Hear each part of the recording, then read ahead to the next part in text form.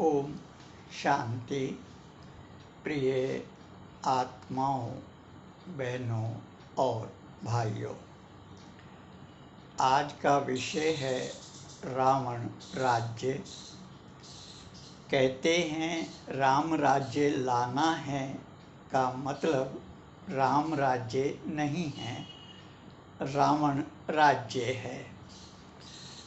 जिस कारण हर शक्तिशाली व्यक्ति अथवा समूह रावण बना हुआ है।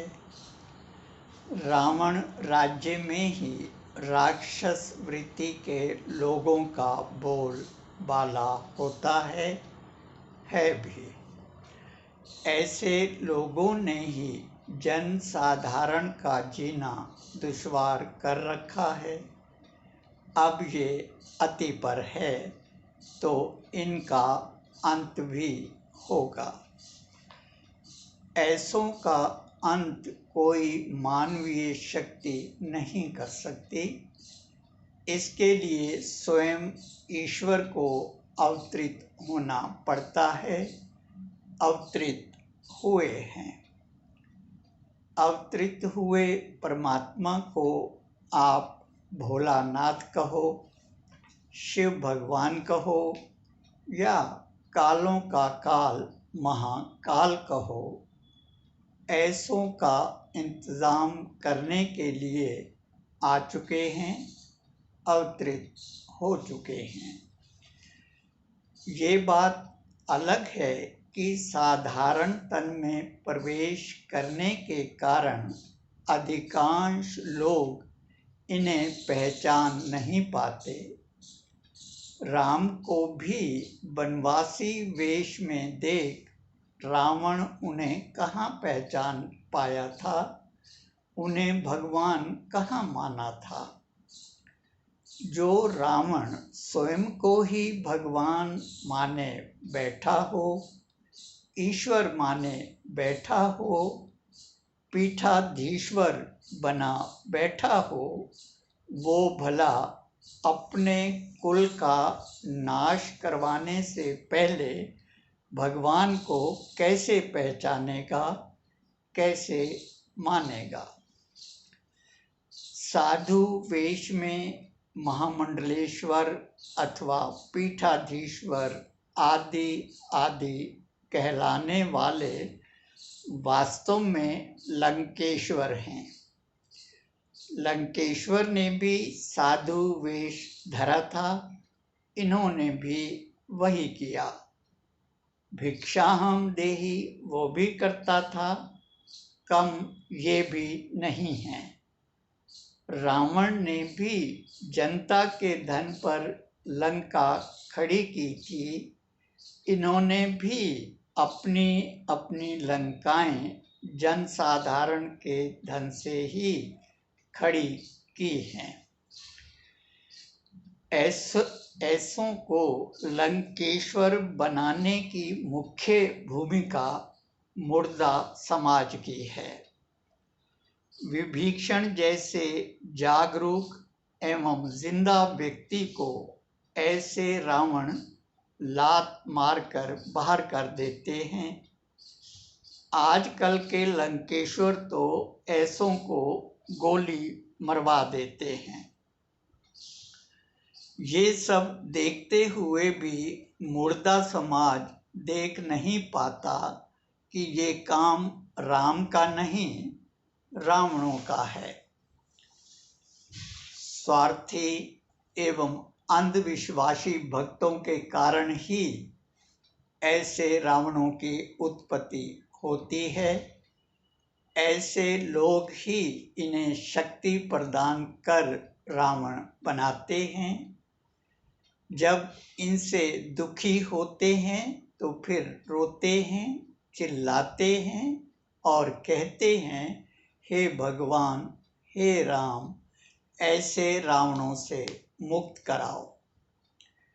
जब राम रावणों से मुक्त कराते हैं तब भी ऐसे लोग राम का साथ कहाँ दे पाते हैं, कहाँ दिया था। चंद वानरों को छोड़ राम का साथ किसने दिया था? अपने को राम भक्त कहने अथवा राम को मानने वाले धर्माचार्य हों या धर्मगुरु, इनमें से किसी ने भी राम का साथ कहाँ दिया था? दिया हो तो बताओ। ऐसे लोग जिनकी ज़मीर मर चुकी हो, जिनका कोई स्वाभिमान ना हो, जिनमें नैतिक बल ना हो, ऐसे गिरगिट की तरह रंग बदलने वाले अंधभक्त, स्वार्थी एवं धोखेबाज लोग जो रोज रोज मरते हों और एक बार मरने से डरते हों, ऐसे लोग भला क्या खाकर राम का साथ देंगे? राम भी ऐसों का साथ लेकर करेंगे क्या? पहले के ऋषि मुनि स्वयं में समर्थ हुआ करते थे। किसी के आगे हाथ फैलाकर अपने स्वाभिमान को नष्ट नहीं करते थे, भीड़ नहीं जुटाते थे। जो पात्र होते थे उन्हीं को नैतिक शिक्षा देते थे, उनका जीवन संवारते थे। आज भी लोग ऐसे ऋषि मुनियों का दिल से सम्मान करते हैं, दिल से सम्मान देते हैं। अधर्मी और पापी लोग अपना पाप कम करने के उद्देश्य से धर्माचार्यों को धन देते हैं। इन पापियों का पाप कम होता होगा कि नहीं, लेकिन इन पापियों का धन स्वीकार करने वाले धर्माचार्य पाप के भागी अवश्य बनते हैं, बने हुए हैं। ऐसे पाप कर्मियों से पुण्य की उम्मीद करना बेमतलब ही नहीं, बेमानी भी है। धर्म की ग्लानि करने वाले भी यही हैं, जिन्हें हम धर्म रक्षक माने बैठे हैं। ये मैं नहीं कहता, स्वयं शास्त्र इन्हें आईना दिखाता है कि महाभारत काल के समय भगवान के विरुद्ध ये धर्मगुरु एवं धर्माचार्य भगवान के विरुद्ध मोर्चा लिए खड़े हुए थे। आप मानो या ना मानो, ऐसे लोग ही ईश्वर से योगी नहीं, ईश्वर विरोधी हैं। स्वयं डूबने और डुबोने वाले हैं। तारनहार तो सबका एक ही है, जिसे हम राम कहते हैं, शिव भगवान कहते हैं। कईयों के मन में प्रश्न उठता होगा कि परमात्मा शिव अवतरित हुए हैं तो कहाँ, और उनका कार्यस्थल एवं कर्म भूमि कहाँ है? परमात्मा का कार्यस्थल दुनिया के अधिकांश देशों में है और कर्म भूमि माउंट आबू, राजस्थान, भारत में है। यहीं प्रजापिता ब्रह्मा कुमारी ईश्वरीय विश्वविद्यालय का मुख्यालय है, हेडक्वार्टर है, जिसकी स्थापना स्वयं परमात्मा द्वारा करवाई गई है। ब्रह्मा कुमारियों का नाम तो आप सभी जानते ही हैं, लेकिन इन्हें बनाने वाले शिव परमात्मा को मुट्ठी भर लोग ही जानते एवं मानते हैं। ऐसा क्यों? ऐसा इसलिए कि मानव की फितरत है कि वो स्वयं को आगे रखना चाहता है, आगे दिखना चाहता है, वाहवाही चाहता है। यही कारण है कि ब्रह्मा कुमार कुमारियां आगे आ गए और इन्हें बनाने वाला परमात्मा पीछे छूट गया या पीछे छोड़ दिया गया। ऐसे मायावी बादल अब ज्ञान सूर्य को ज्यादा समय तक ढक नहीं सकते, ढक नहीं पाएंगे। आप ये भी जानना चाहेंगे कि परमात्मा का अवतरण किस लिए और क्यों हुआ है, किस उद्देश्य के लिए हुआ है। परमात्मा का अवतरण अनेक धर्मों का विनाश और एक सत्य धर्म की स्थापना के लिए हुआ है। उस सत्य धर्म का नाम है आदि सनातन देवी देवता धर्म। इस धर्म का संबंध ना तो हिंदू, ना मुस्लिम, ना सिख और ना ही ईसाई धर्म से है। इसका संबंध